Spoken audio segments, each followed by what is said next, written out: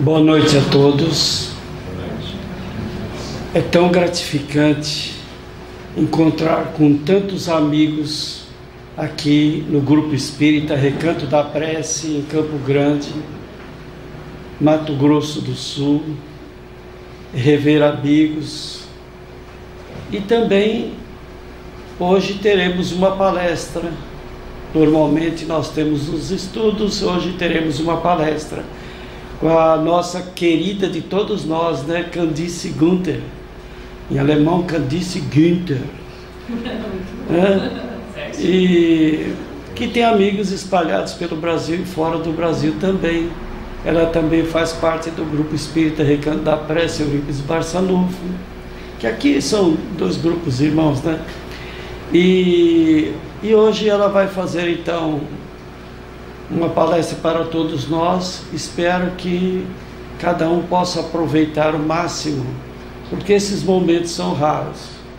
E estar reunidos em nome de Jesus, em bases de doutrina espírita, que é o Consolador prometido por Jesus, para nós é uma grande felicidade. Nós vamos pedir inicialmente que o Júnior venha até aqui e faça a prece de abertura.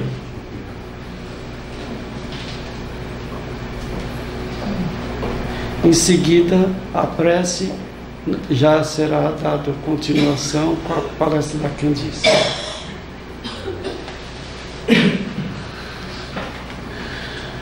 Vamos levar nosso pensamento ao nosso Deus, na atitude de agradecimento por mais uma vez estarmos reunidos para estudarmos o Evangelho do Mestre.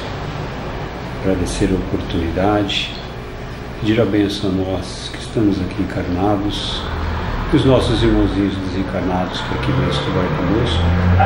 Agradecer aos bons amigos, os trabalhadores desta casa, desta reunião. Que Deus possa nos abençoar. Agradecendo também a presença do nosso Mestre Jesus,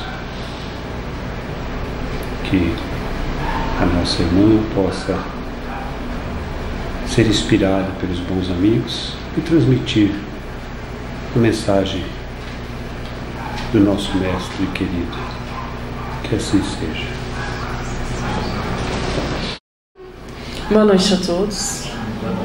Primeiramente eu quero agradecer pela oportunidade de estar aqui mais uma vez com vocês, fazer uma palestra, algumas considerações. E eu sempre digo assim, eu gosto de conversar, né, de refletir. Então eu não venho aqui como alguém que tenha algo a ensinar ou que esteja em condições disso, mas sim de compartilhar algumas reflexões, de compartilhar algumas descobertas dentro dos textos espíritas, para que a gente junto então possa refletir, possa pensar sobre a doutrina espírita. O tema escolhido então é Doutrina Espírita, um olhar amoroso para o mundo. A gente conhece a máxima, né? Fora da caridade não há salvação. Esse é o lema, né, da nossa querida doutrina espírita. Então o convite hoje é para que a gente possa refletir sobre essa questão de uma forma um pouco mais profunda.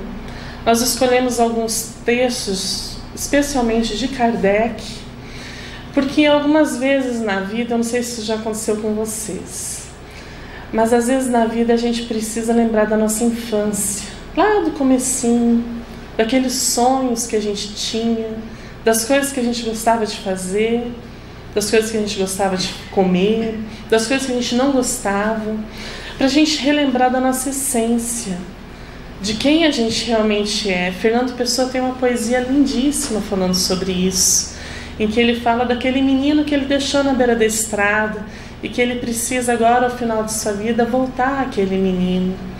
Então a nossa tentativa é que a gente possa voltar a esse olhar, a esse primeiro olhar do Kardec, porque é preciso que a gente diga, sem criticar, mas fazendo aquele olhar para si mesmo, enquanto espiritismo, enquanto espíritas, que a gente tem brigado um bocadinho, né?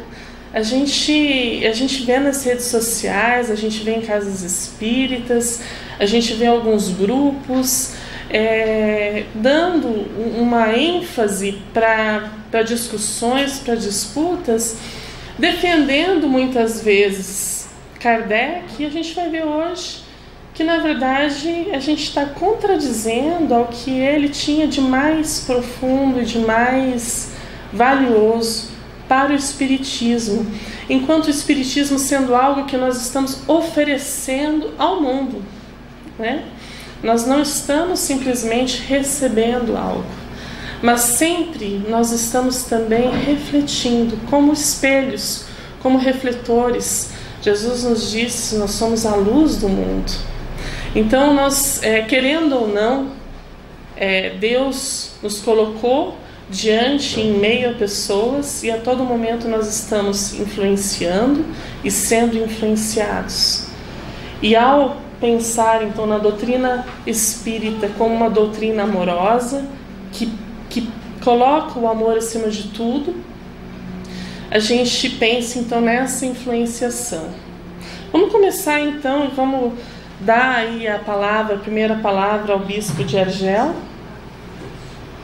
O texto está na Revista Espírita de 1862. Um trechinho dele diz o seguinte: o Espiritismo tem como divisa amor e caridade, e todos os verdadeiros espíritas quererão, no futuro, conformar-se a esse sublime preceito ensinado pelo Cristo há 18 séculos.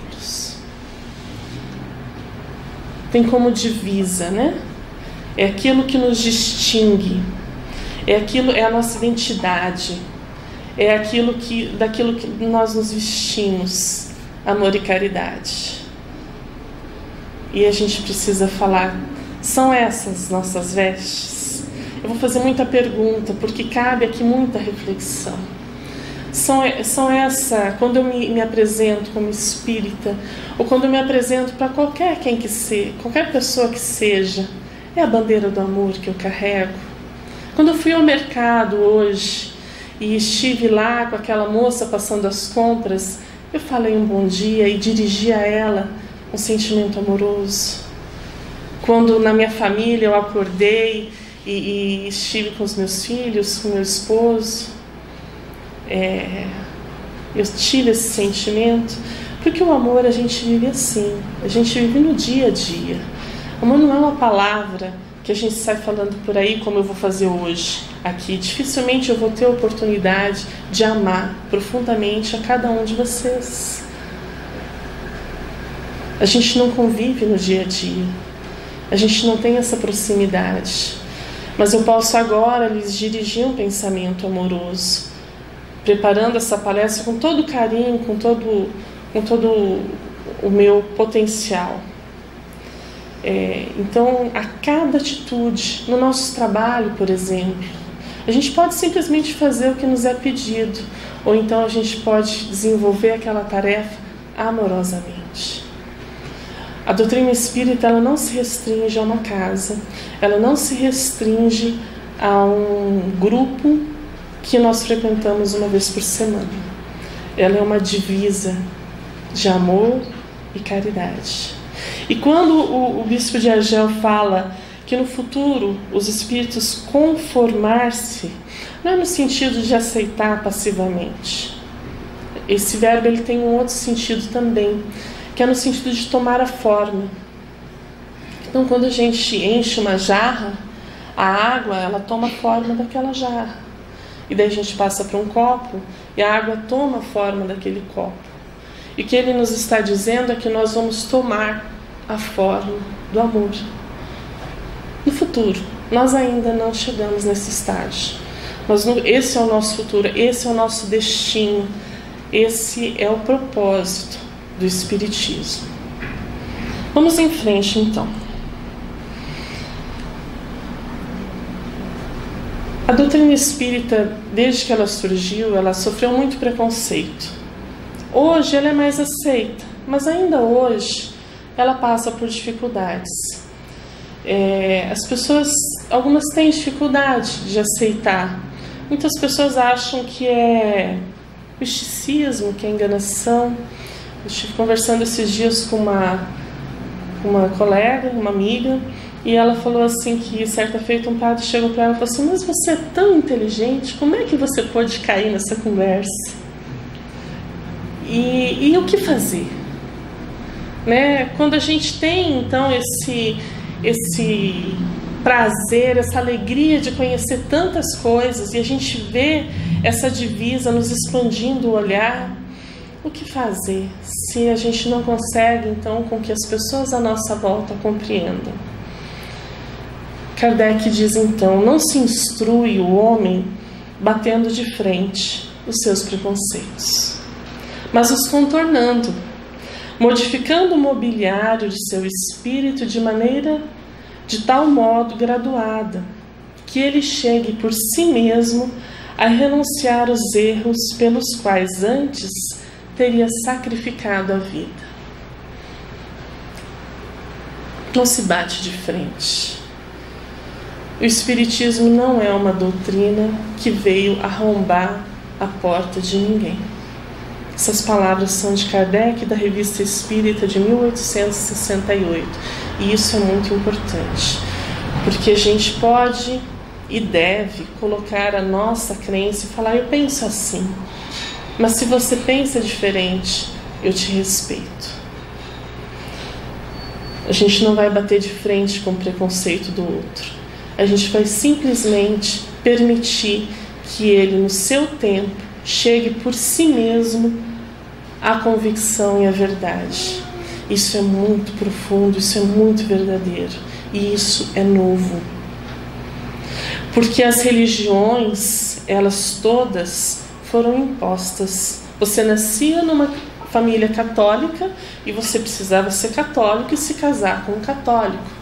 Isso não faz muito tempo, não. A minha mãe conta que quando ela era do Rio Grande do Sul, da cidade de Santa Rosa, quando ela era moça, ela tinha os bailes. E daí quando ela chegava, ela tinha que contar para minha avó com quem ela tinha dançado. E ela era evangélica, da igreja evangélica luterana. E ai dela se tivesse dançado com algum católico.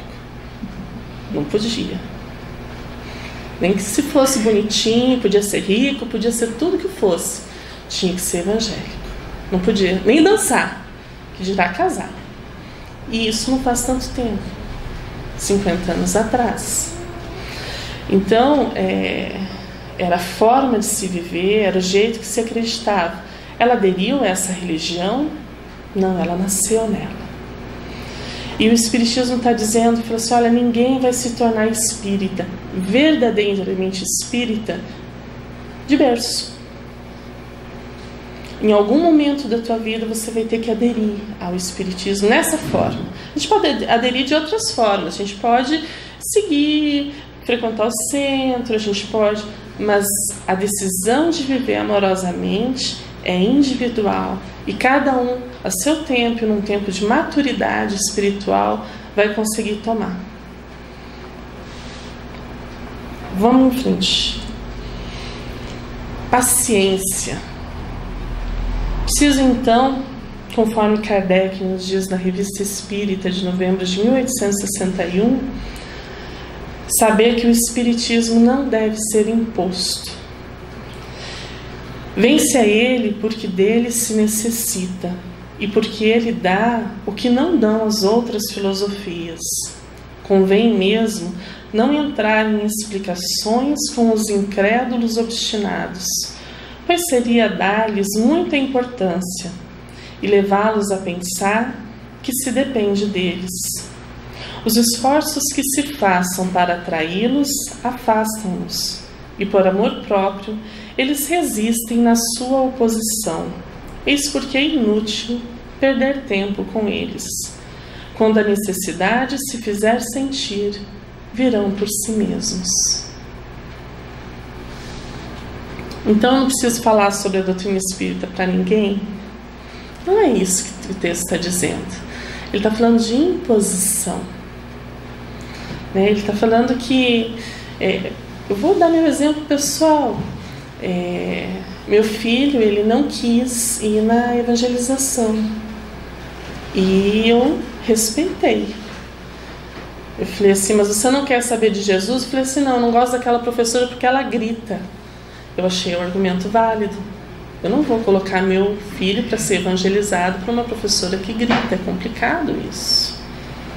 Eu achei que eu estava correndo um risco dele cair nesse problema de resistir. Vou fazer isso enquanto minha mãe mandar, depois eu caio fora. E isso existe muito. Não estou dizendo agora que é para a gente ceder a qualquer capricho infantil, né? Tudo a gente tem que ter o parâmetro. A gente já viu o testemunho de muitas crianças que foram levadas à evangelização mesmo contra a sua vontade e hoje são gratas aos pais. A gente conhece os nossos filhos, a gente sabe muito bem até onde é um capricho e até onde realmente é um argumento que pode ter uma consequência. Isso vale também para todos nós. Às vezes a gente tem uma pessoa que a gente ama muito e a gente olha para ela e vê como seria bom para ela se ela tivesse o conhecimento da doutrina espírita, se ela soubesse que a vida não acaba, que depois a gente continua, que existem outros mundos, que existem novas oportunidades. Como seria bom se aquela pessoa que a gente ama tanto tivesse esse conhecimento e vivesse de forma mais pacífica e mais harmônica. Mas a gente não consegue impor. A gente não consegue fazer com que isso entre dentro da pessoa. O espiritismo, então, é de dentro para fora, nunca de fora para dentro. Isso é muito importante. Enquanto isso, então, o que eu faço? E eu sempre gosto de lembrar de um exemplo de uma pessoa que foi um marco na minha vida, que é o exemplo de Lívia.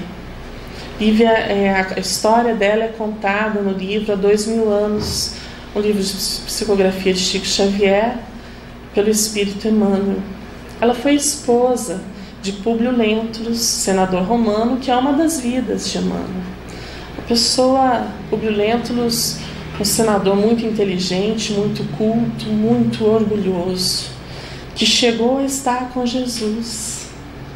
Ele esteve às margens do rio, conversando com Jesus, mas não se dobrou, porque o orgulho ainda era muito forte, o orgulho da raça, de se sentir superior.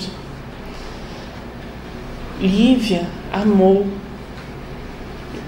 o senador, como ele era, esperou, teve paciência, ela conheceu Cristo, ela sentiu-se amada por Jesus e profundamente consolada porque a sua vida foi dificílima. Ela foi acusada indevidamente de adultério, foi afastada do convívio familiar, foi afastada da sua filha, teve seu filho sequestrado e ainda assim permaneceu fiel ao seu esposo, amando ele incondicionalmente. Se hoje nós temos a figura de Emmanuel, se temos toda a obra de Chico Xavier, nós devemos a Lívia. Isso para mim sempre foi um motivo de falar assim, então só preciso amar meu marido? Que daqui 2000 anos ele vai ser Emmanuel, muito antes, com certeza? Quem sabe? Vocês veem como o amor é importante? Às vezes a gente acha que é a palavra, às vezes a gente acha que é o argumento. E a gente tem feito isso há milênios. Tem livros e livros e livros. Mas quem foi forte e corajoso o suficiente para amar? Então Lívia é um exemplo disso que Kardec está falando aqui, desse espiritismo que não se impõe, que espera o outro necessitar. Ao final de sua vida, Públio Lentulus ficou cego, teve a oportunidade de refletir e em dado momento ele reconheceu. E reconheceu também que ainda tinha um longo caminho até conseguir realmente aderir ao cristianismo. Tanto que a obra do Chico nos fala que apenas quando ele reencarnou aqui no Brasil como Manuel da Nóbrega é que o seu espírito finalmente conseguiu se libertar de todos aqueles traços de outrora. Quanto tempo? Foi uma tarefa fácil. Então a gente precisa sim de paciência. Paciência conosco também. Porque a gente não vai sair por aí amando o mundo do dia para a noite. Mas a gente precisa desenvolver atitudes amorosas. E isso está no nosso querer. A gente precisa aderir a isso racionalmente também, buscando efetivar isso no nosso dia a dia, nas pequeninas coisas, porque a gente começa nas pequeninas e elas vão se expandindo.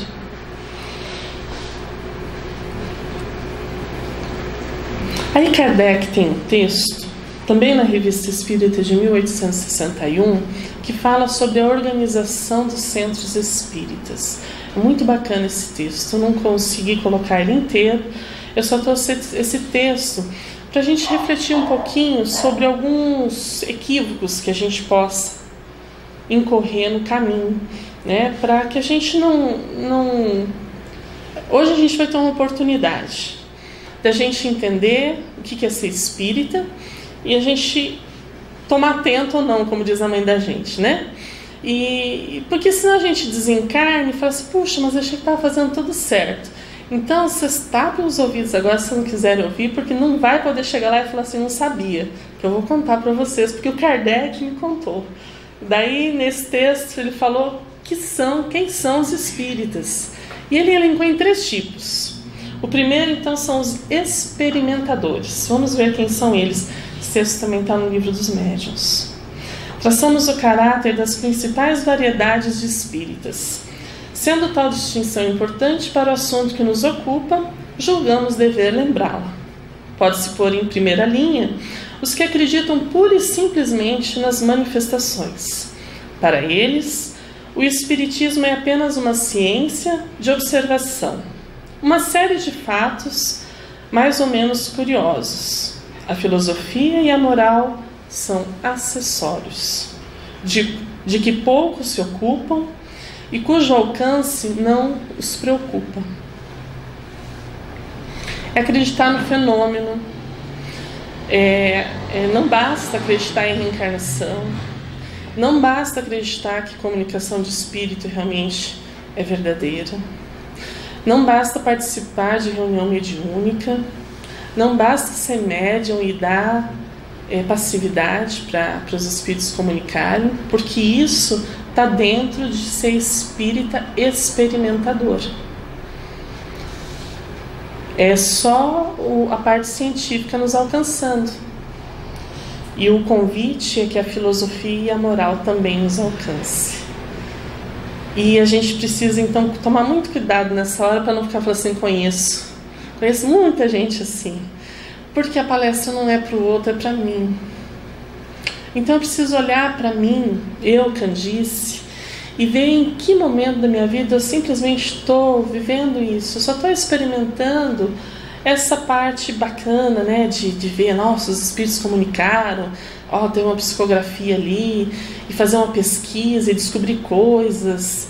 Isso é instigante, né? Nós gostamos do conhecimento.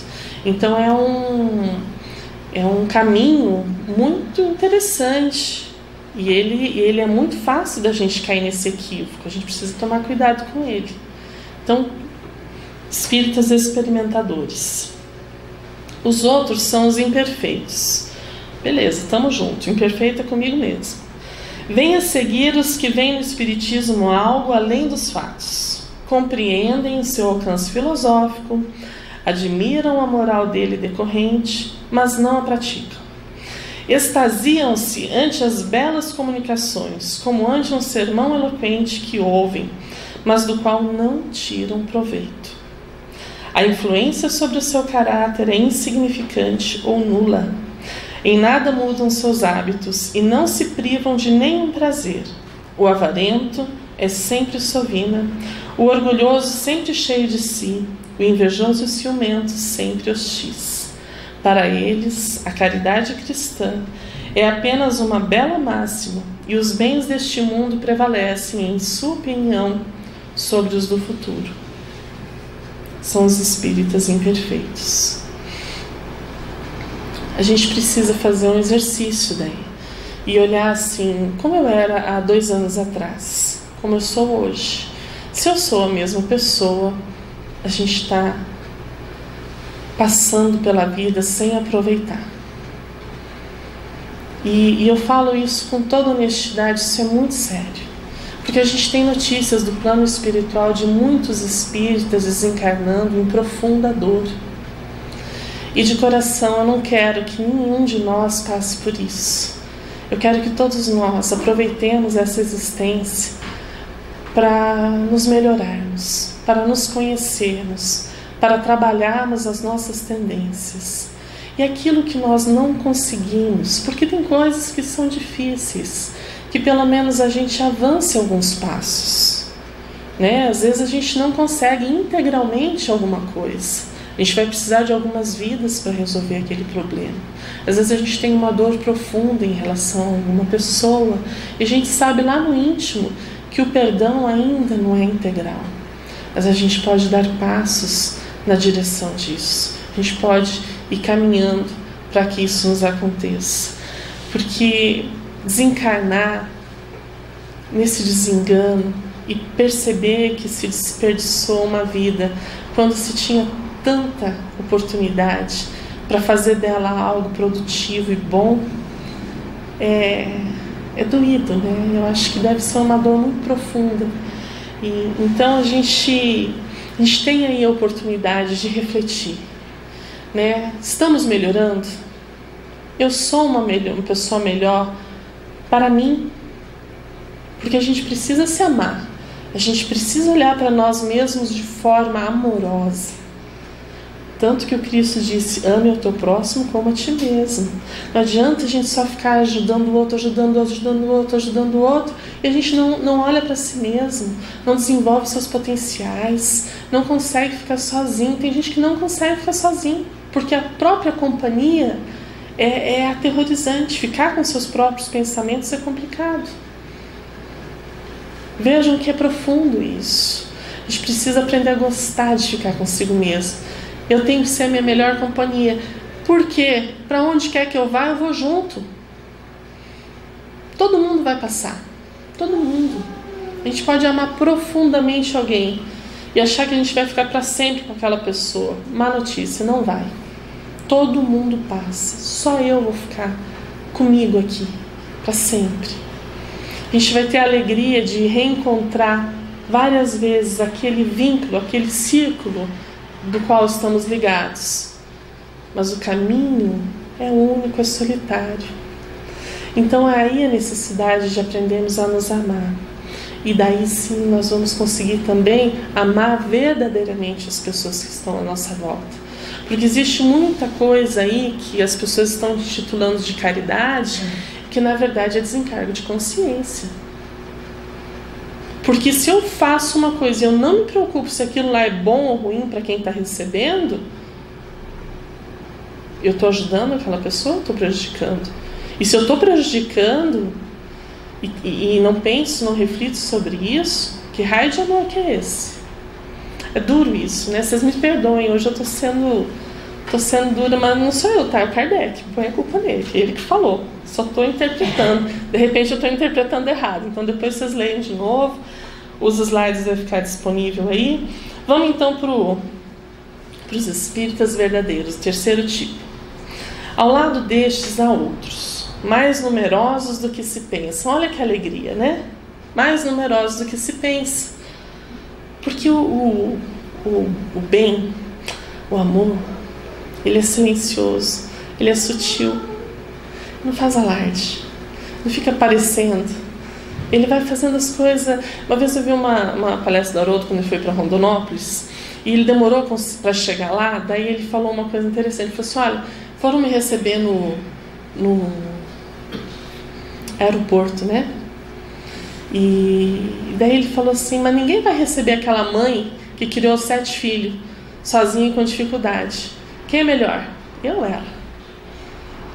Então os nossos valores enquanto sociedade, eles estão invertidos. Emmanuel tem um texto que fala sobre isso, que ele fala assim que as celebridades, agora por exemplo na Copa, né, a gente viu tantas celebridades, elas têm o seu mérito, mas que a gente também devia homenagear aquele trabalhador que trabalha 40, 50 anos da sua vida para sustentar a sua família na dificuldade, na luta. Esses são os heróis. Mas esses heróis, eles são silenciosos, eles são humildes, eles são sutis. A gente não pode se esquecer que eles existem. E eles são numerosos. Mas que praticam e aceitam em todas as suas consequências a moral espírita.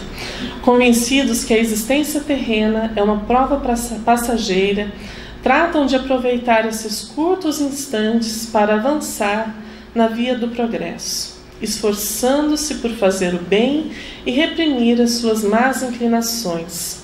Suas relações são sempre seguras, porque a convicção os afasta de todo mau pensamento.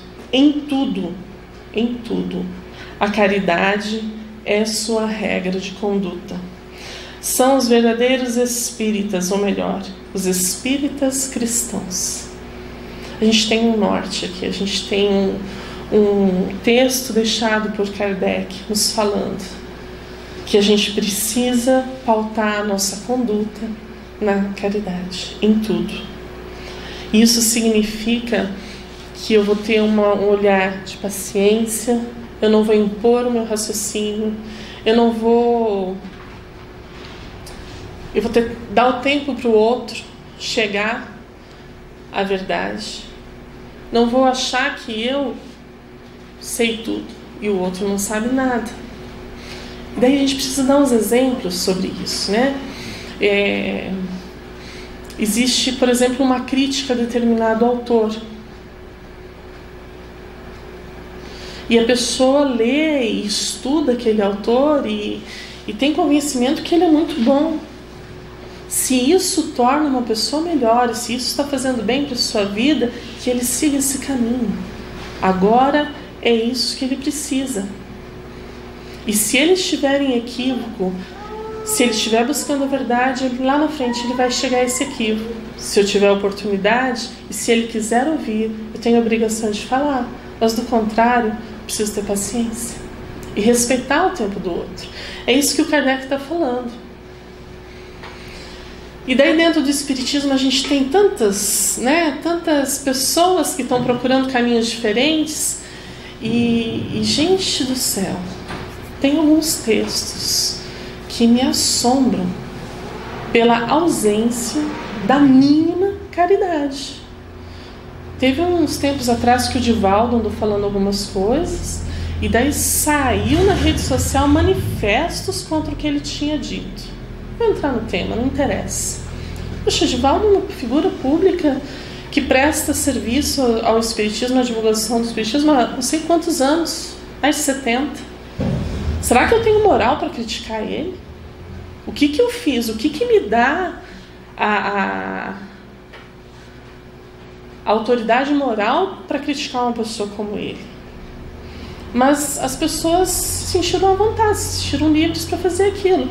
Lógico que eu posso falar assim, não concordo com o que ele disse, mas respeito. É diferente. É diferente falar que ele está velho, que ele está obsediado, que ele é retrógrado, que isso é falta de caridade. Então, quando a gente observa a falta de caridade, a gente precisa tomar cuidado, porque às vezes são pessoas que estão nos influenciando, não é?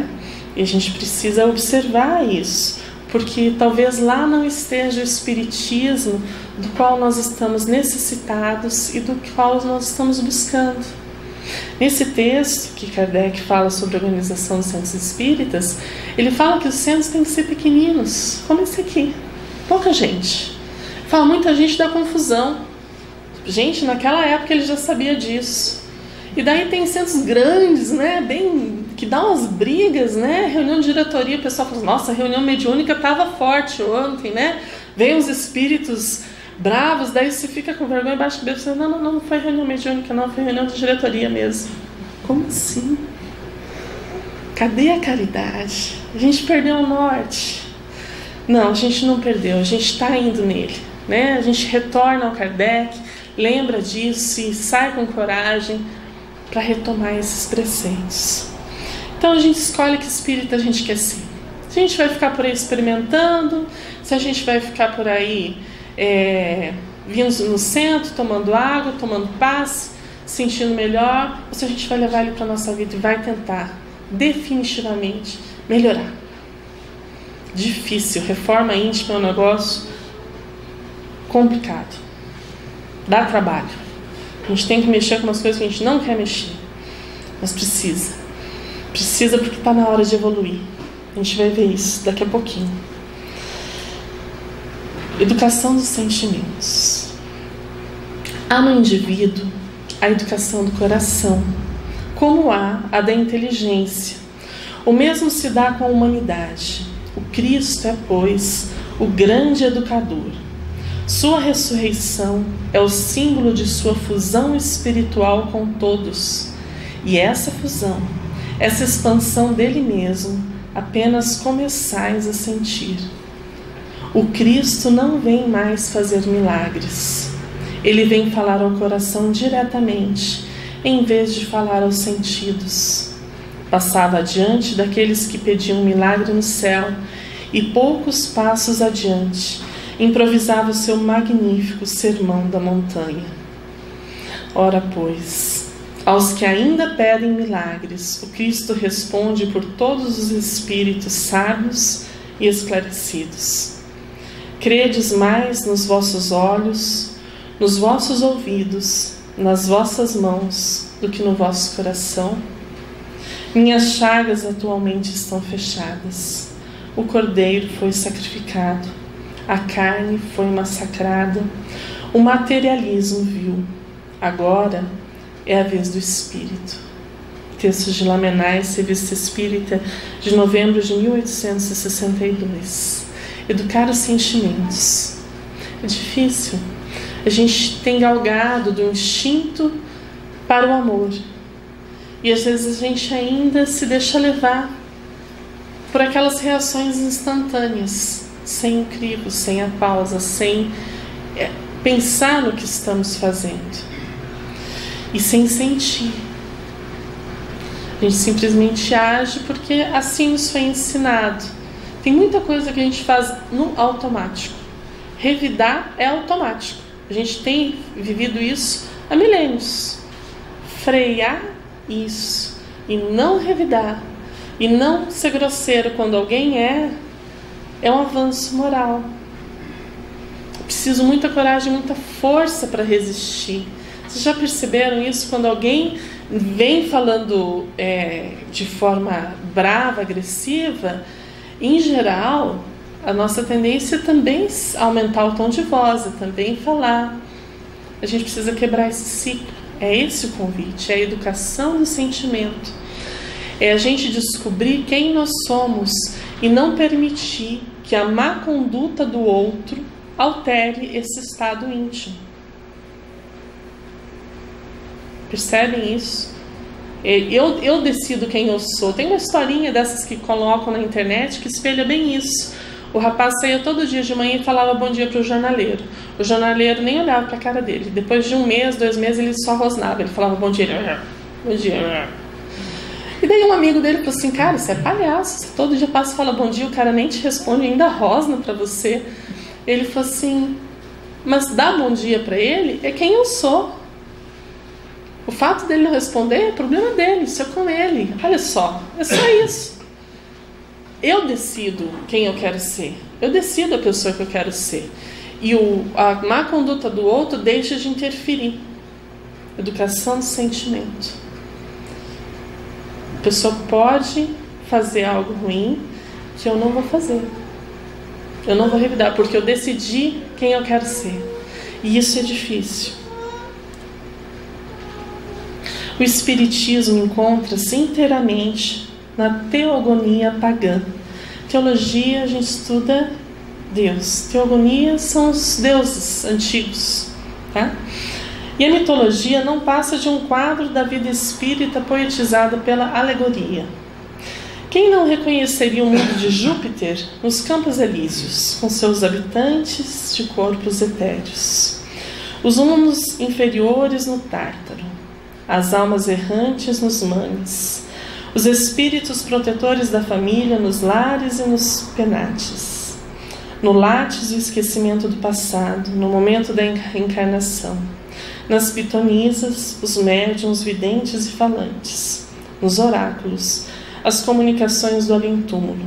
A arte, necessariamente, teve que inspirar-se nessa fonte tão fecunda para a imaginação, mas para elevar-se até o sublime do sentimento, faltava-lhe o sentimento por excelência, a caridade cristã. Texto também de Kardec, Revista Espírita, de 1860. Eu trouxe esse texto para a gente lembrar de uma coisa. A gente não pode se fechar.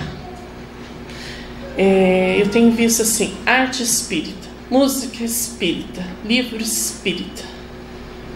E daí o resto não pode ser lido, não pode ser visto. Isso é um perigo. Kardec mesmo falou, o espiritismo está na mitologia. Tem filme de Hollywood que eu assisto e falei, caraca, isso aqui é espiritismo puro. O espiritismo está aí, está em todos os lugares. Está lá dentro da igreja católica, está dentro da igreja evangélica, está no templo budista, está em todos os lugares. Por quê? Pelo simples fato de que onde houver a busca pela verdade, lá também as pessoas vão buscar o que tem buscado há milênios. Ele falou assim, às vezes muda um pouco a forma, às vezes fica figurado, como a mitologia era, mas já era uma busca do homem por algo além de si. Então, se a gente se fecha, a gente perde a oportunidade de aprender e de identificar essas coisas, de perceber que o mundo é grandioso e de se apaixonar pela humanidade, se apaixonar por esses gênios que vieram, que nos transmitiram tantas coisas, ainda que a seu modo, que é limitado pela educação, pelo convívio social, pela carne. Então a gente precisa sim ler muitos livros, conhecer muitas culturas, se abrir para o universo e olhar o homem de forma integral. O espiritismo ele não veio para ser algo segmentado, tanto que o Kardec fala que não é o espiritismo o futuro do mundo, nem das religiões. Deixa eu falar essa frase corretamente. O espiritismo é o futuro das religiões, né? As religiões vão evoluir para isso. Não é que todas as pessoas vão se tornar espíritas, mas o catolicismo vai evoluir. As pessoas já vão evoluir. E o que é evoluir? É acreditar em reencarnação? É o fenômeno?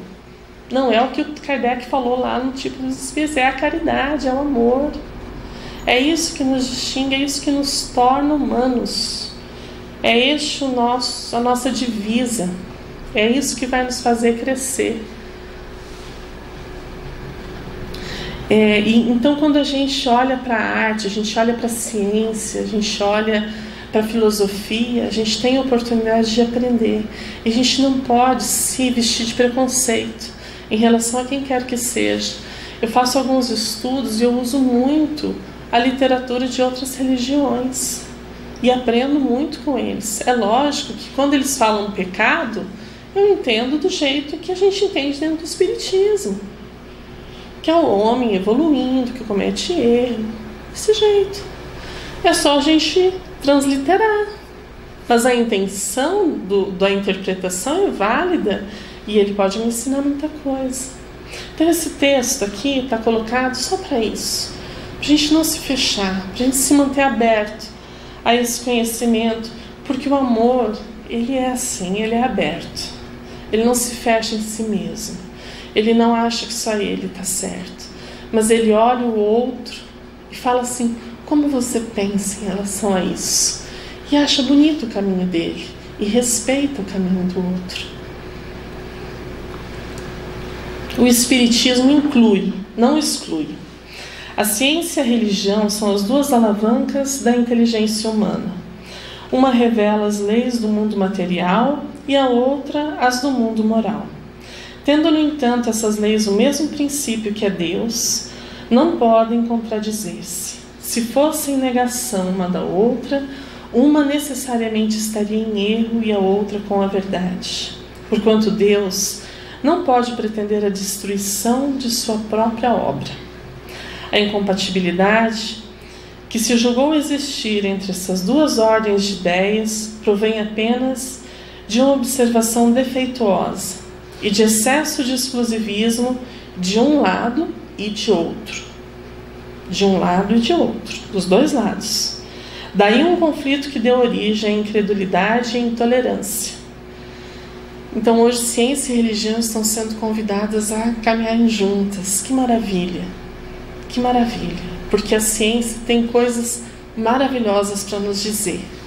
E tem muito cientista por aí trazendo notícias do universo, seja o macroscópico como o microscópico, para dizer: reconheço ali uma inteligência superior à nossa. Reconheço na forma, como os organismos funcionam, Deus. E talvez eles não chamem de Deus e nem tenham esse Deus antropomórfico que nós resolvemos criar algum tempo atrás, que hoje nós estamos sendo convidados a retirar. Eles chamam de muito jeito: suprema força, força superior, luz, inteligência, arquiteto, relojoeiro, Assim os cientistas denominam. A ciência... Teve um biólogo, ele foi ateu sua vida inteira, profundo estudioso, desculpa, eu não recordo o nome dele. E daí com 74 anos, ele falou assim: preciso rever isso. Porque diante de tudo que eu estudei, diante de tudo que eu vi, não tem como não existir uma inteligência superior por trás disso. Porque ele viu que existia algo uno ali, um caminho que era igual nos seres vivos. Interessante isso. Então é a busca pela verdade. Os caminhos se multiplicam. Às vezes a gente busca nas ciências, às vezes a gente busca no estudo, às vezes a gente busca no outro. A gente busca de várias formas. Daí o respeito pelo caminhar do outro. A gente já está caminhando para o final. Vocês desculpem, eu li bastante, mas é que o Kardec é sabido, bem mais do que eu. Acho que vale mais a pena ouvir ele. As leis divinas, então, são imutáveis. A ciência e a religião não puderam até hoje entender-se, porque encarando cada uma as coisas do seu ponto de vista exclusivo, reciprocamente se repeliam. Faltava com que encher o vazio que as separava, um traço de união que as aproximasse. Esse traço de união está no conhecimento das leis que regem o universo espiritual e suas relações com o mundo corpóreo. Leis tão imutáveis quanto as que regem o movimento dos astros e a existência dos seres. A gente pode lembrar da sequência Fibonacci, que serve desde do girassol, daquela plantinha, para as galáxias. A forma é a mesma, a sequência, a proporção é a mesma. Coincidência ou uma lei universal que está regendo todo o universo? Uma vez comprovadas pelas experiências essas relações, nova luz se fez. A fé dirigiu-se à razão. Esta nada encontrou de lógico na fé. Vencido foi o materialismo. E assim tem avançado a ciência. A gente tem aí a notícia da mecânica quântica, que destruiu o materialismo de uma forma assim, com uma rasteira tremenda. Hoje nem se sabe mais direito conceituar matéria, é polêmico, que antes a gente falava aquilo que eu... Vocês lembram da escola? Eu aprendi assim: é aquilo que eu pego, que eu sinto, que eu vejo. Acabou, não é mais assim. Minha filha está no ensino médio, o conceito é outro. E está meio complicadinho, de entender o que é. Nem está caindo muito isso aí no Enem. Que bom, estamos evoluindo. Quanto mais perguntas a gente tem, melhor. Sinal de evolução. A gente não pode ter certeza muito, a gente tem que ter dúvida. É a dúvida que move, é a dúvida que nos impulsiona, é a pergunta que nos faz crescer. Isso é importante. Tenhamos dúvidas, sim. Será que eu estou fazendo certo? Será que não? Onde eu posso mudar? Onde eu posso melhorar? O que eu posso fazer amanhã? Porque a gente não sai indiferente a essas palavras de Kardec, elas são muito profundas. Vamos então, eu acho que esse é o último texto. Evangelho segundo o Espiritismo, capítulo 11. O amor resume a doutrina de Jesus toda inteira, visto que esse é o sentimento por excelência. Os sentimentos, isso aqui é quase um resumo do que a gente falou até agora. Olha só. Os sentimentos são os instintos elevados à altura do progresso feito. Em sua origem, o homem só tem instinto. Quando mais avançado e corrompido, só tem sensações. A gente conhece muitas pessoas que vivem só pelos sentidos, né? Brasília está cheio deles, que dó. Está corrompido, está com problemas, só sensação. Eu só acho que eu vou ter felicidade se eu tiver dinheiro, se eu tiver sentindo as coisas na carne. O que o Espiritismo está falando, fala assim, ó, isso aqui é passageiro. Essa alegria que você vai ter vai existir. Comprar um carro novo é uma delícia. Aí você sai, bate o carro, acabou a felicidade. Então você decide, você quer aquela felicidade que dura 10 minutos ou você quer uma felicidade que dura mais? É esse caminho, é evoluir. Isso que é evoluir. É sair da sensação. Quando instruído e depurado, tem sentimentos. Então a gente está nessa fase. A gente já foi depurado, já sofreu um bocado, já apanhou bastante, já está na hora, a gente está pronto para isso. Né? Aquela água suja que ela vai filtrando, agora a água está limpa. A gente está assim, está instruído. Estamos com conhecimento aqui na mão. Então agora é hora do sentimento. E o que Jesus veio fazer? Educar os sentimentos. É o texto lá atrás que a gente leu. Então a gente está nessa fase, a gente já sente um amor enorme dentro da gente, mas a gente não sabe muito bem. Tem hora que ele vai certo, tem hora que ele vai errado. Vocês nunca aconteceu com vocês? A gente acha que está fazendo um negócio certo, quando vê outra pessoa, não deu certo. A pessoa ficou magoada. Falei. Eu sou muito franca, né? E às vezes eu falo as coisas, quando eu vejo a pessoa machucou e eu mexi numa ferida que não era hora ainda, e daí não tem mais como pedir desculpa. Eu falei, pois, minha filha que sabe, né? Tadinha. Desculpa, viu? Prometo melhorar. Vamos adiante. E o ponto delicado de sentimento é o amor. Não o amor no sentido vulgar do termo, mas esse sol interior que condensa e reúne em seu ardente foco todas as aspirações e todas as revelações sobre-humanas. A lei de amor substitui a personalidade pela fusão dos seres, extingue as misérias sociais. Qual que é a solução do Brasil? Amor. Não tem outro. Qual a solução do mundo? Porque achar que a miséria social só existe aqui é ficar lá na sensação, que é material, é dinheiro. Tem outro tipo de miséria. E tem muito miserável por aí andando de carro bom. Tem muito miserável por aí cheio de título de doutor. Sofrendo, cometendo suicídio, à base de remédio para conseguir levantar no outro dia. Miséria moral, antídoto, remédio, amor. Ditoso aquele que, ultrapassando a sua humanidade, ama com amplo amor os seus irmãos em sofrimento. Ditoso aquele que ama, pois não conhece miséria da alma nem a do corpo. Tem ligeiros os pés e vive como que transportado fora de si mesmo. Quando Jesus pronunciou a divina palavra, amor, os povos sobressaltaram-se e os mártires, ébrios de esperança, desceram ao circo. A gente encerra então esses dizeres, essas reflexões com uma profunda convicção de que ainda estamos distantes de ser essa pessoa que ama, mas com a profunda vontade de a cada dia avançar nesse sentido. E a gente não pode perder esse norte enquanto espíritas, enquanto doutrina espírita. A gente não pode se perder em discussões que não levam a nada. A gente não pode se perder em provar coisas, querer provar coisas que ainda não tem resposta. Às vezes tem umas perguntas que a gente fica olhando e fala assim, mas por que você quer saber isso? O que vai fazer na sua vida saber isso? Se o plasma daquilo é assim ou é assado?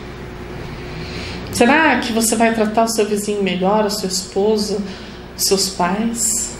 Tem gente aí que tá num caminho que é muito perigoso e não pode entrar nesse caminho, não sabendo dessas coisas, né? A gente tem que lembrar de cada dia, buscar esse exercício, buscar essa vivência e fazer tudo que nos é convidado a fazer, com dedicação, com alegria, com gratidão, porque todos esses sentimentos estão associados a esse sentimento maior, que é o amor. Nós vamos chegar a Ele. E que Jesus seja realmente essa luz que nos conduza a essa educação de sentimentos. Que a gente conheça melhor o Cristo. Que a gente busque saber quem Ele foi, como Ele viveu, o que Ele dizia, para que a gente saiba seguir o seu exemplo. Não adianta os espíritas falarem para nós que Jesus foi modelo e guia, se a gente não abre o Evangelho para ver o que Ele falou. Como que Ele vai ser modelo de alguma coisa? Como que Ele vai ser guia de alguma coisa? Tem que ir lá, tem que ver a história do cara, ver o que Ele viveu, o que Ele falou, como que Ele falava com as pessoas, como que Ele amava, como Ele se dirigia. A gente não vai conseguir viver como Ele. Não vai. Não é a nossa condição. Mas a gente precisa seguir essa luz. Porque Ele é o caminho. Ele é quem vai nos ensinar a entrar nessa vibração profunda e amorosa para a qual nós fomos destinados, a nossa divisa, né? Então eu agradeço a todos pela paciência. Desculpa se ofendi alguém com algum pensamento, posso ter incorrido em uma interpretação equivocada, e espero que a gente junto possa depois desencarnar e falar assim, melhorei um pouquinho, mas estou aqui, estou bem. Essa existência foi válida. A gente não pode desperdiçar. A gente tem que aproveitar ela para se tornar um pouquinho melhor para nós e para os outros. Obrigada, gente.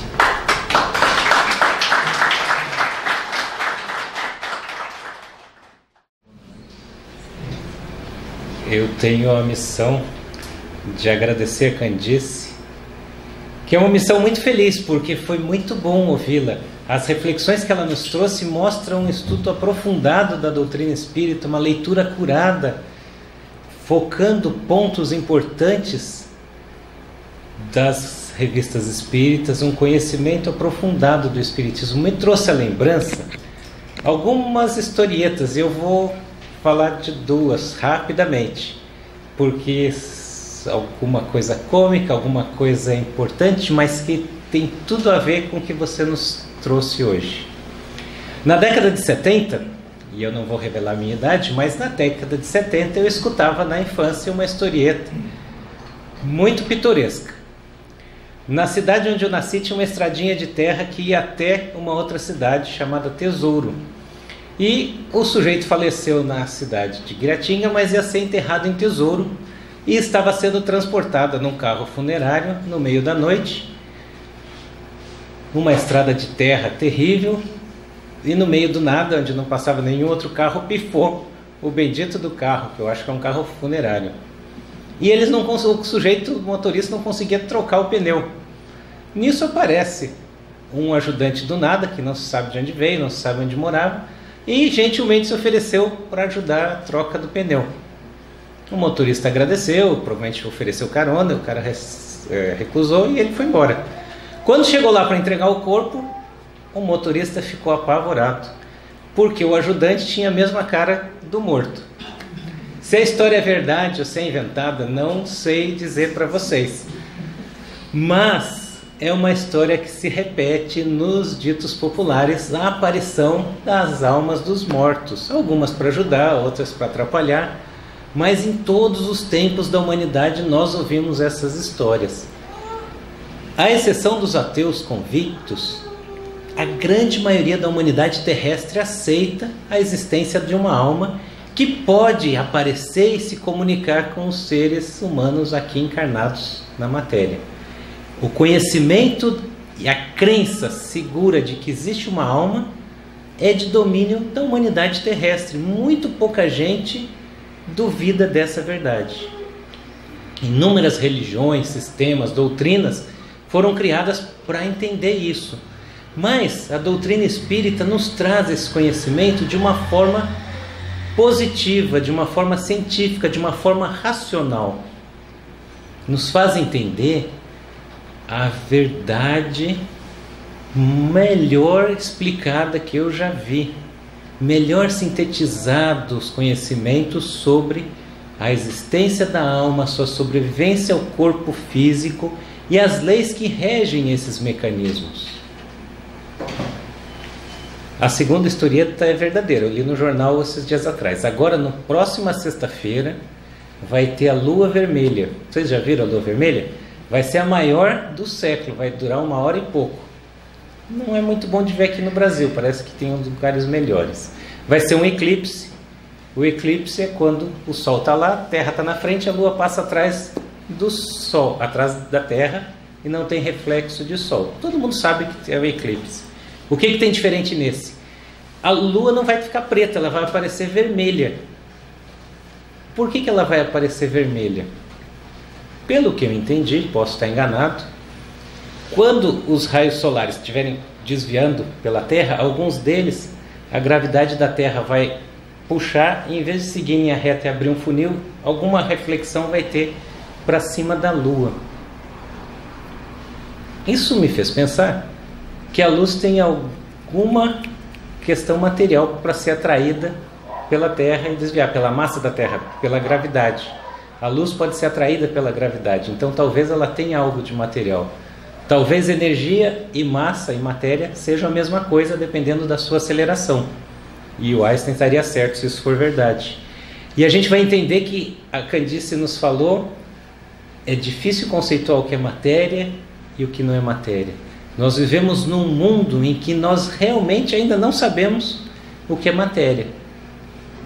Imagina se nós vamos saber o que é espírito, que é algo imaterial, o princípio inteligente de todas as coisas. Mas já evoluímos muito no conhecimento, já progredimos muito na ciência. E eu gosto da frase em que diz que Deus escreve nas leis da matéria. As leis que regem o mundo material são as palavras de Deus. Se eu conseguir entender as leis da física, as leis da biologia, as leis da química, eu vou estar entendendo as leis que Deus escreveu, porque estão todas lá. Deus é de tal forma, soberanamente bom, justo e inteligente, que Ele cria leis perfeitas, que não precisa ficar mudando. As leis da biologia não mudam, as leis da física ou da química são constantes, porque a criação dele é perfeita.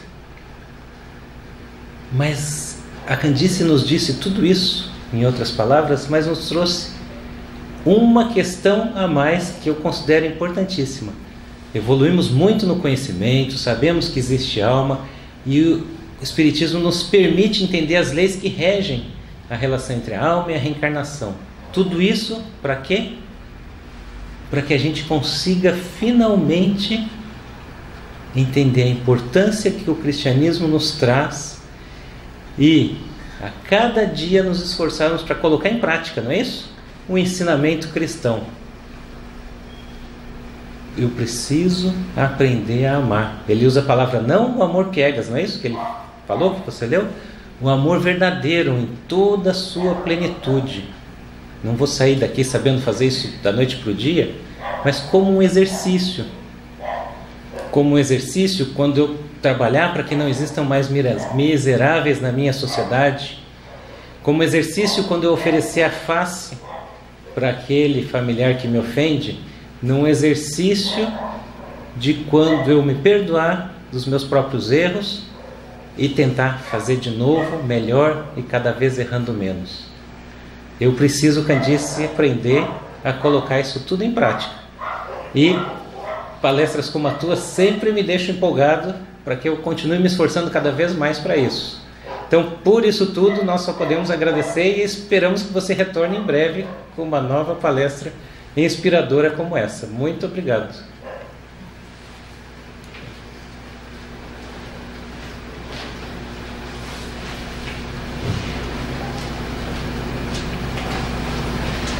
Boa noite. Quero só pedir licença para o Carlos e agradecer também essa palestra da Candice. Que bom que eu vim hoje para ouvir. Foi muito bom. E essa parte dos espíritas, né? Quais espíritas que somos, com certeza vai ser uma reflexão para a semana toda.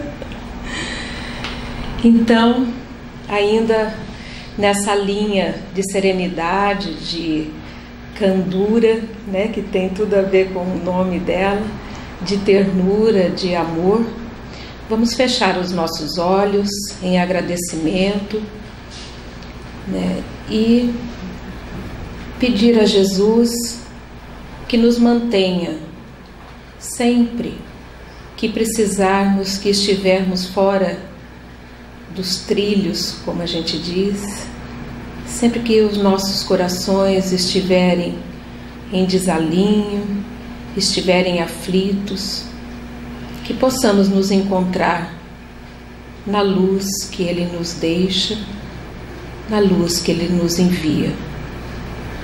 Que tenhamos a capacidade de discernir entre o bem e o mal,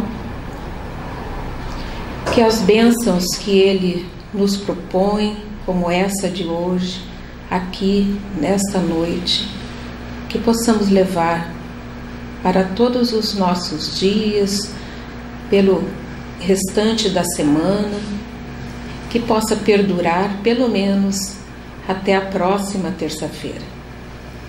Agradecer aos benfeitores desta casa, agradecer à Mãe Santíssima, que nos apoia, que nos acolhe e que sempre tem o colo divino para nos acolher.